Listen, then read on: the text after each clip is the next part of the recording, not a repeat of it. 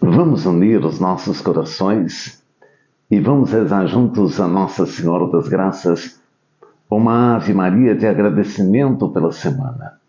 Vencemos a segunda e a terça de 2024, chegamos na quarta 2025, ontem, e aqui estamos nós.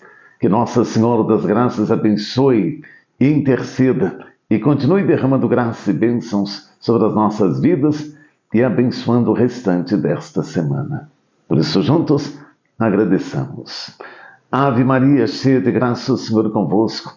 Bendita sois vós entre as mulheres. Bendito é o fruto do vosso ventre, Jesus. Santa Maria, Mãe de Deus, rogai por nós, pecadores, agora e na hora de nossa morte. Amém. Nossa Senhora das Graças, rogai por nós. Amém. Amém.